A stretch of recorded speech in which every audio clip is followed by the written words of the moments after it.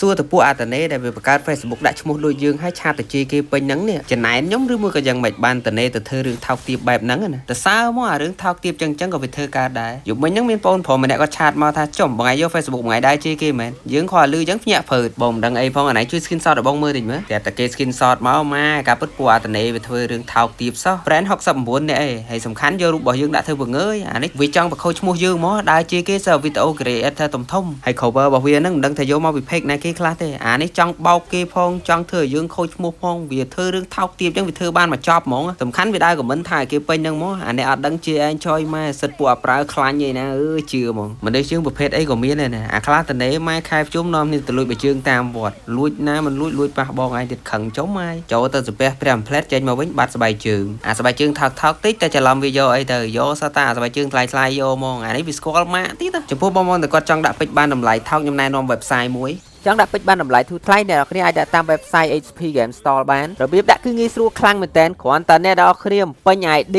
ជាមួយនឹងលេខ server បន្ទាប់មកចុច check ID ទៅ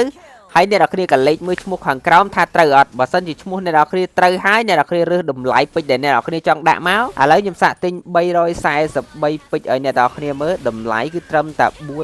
$4.55សេនតែប៉ុណ្ណោះកលេចមកមើលខាងក្រោមមានពាក្យទិញឥឡូវនេះយើងចុចកន្លែងហ្នឹងមកបន្ទាប់មកវាលោតអញ្ចឹងយើង screenshot ទៅដាក់ AVA ហើយអ្នកដែលគាត់ចង់លក់ account បញ្ញាប់លុយអាចយកមកលក់ខ្ញុំបានគឺខ្ញុំត្រូវការទិញចូល stock ច្រើនខ្លាំងមែនតើអញ្ចឹងអ្នកដែលគាត់ចង់លក់បញ្ញាប់ឡើងដើរលេងខែភ្ជុំដាច់លុយអីហ្នឹងឲ្យតែសល់ account យកមកលក់ឲ្យខ្ញុំមកចំពោះអ្នកដែលគាត់ចង់ទិញ account អាចទៅចូលមើលក្នុង story page ខ្ញុំបាន account ទិញពីកន្លែងខ្ញុំទៅអ្នកគ្នាមិនបាច់ភ័យខ្លាចមានបញ្ហាទេគឺខ្ញុំធានាសុវត្ថិភាពជូនឬការ retrieve តែម្ដងអញ្ចឹងវីដេអូនេះគឺខ្ញុំចង់ប្រាប់តែប៉ុណ្្នឹងទេបាយបាយជួបគ្នាវីដេអូក្រោយផងដែរ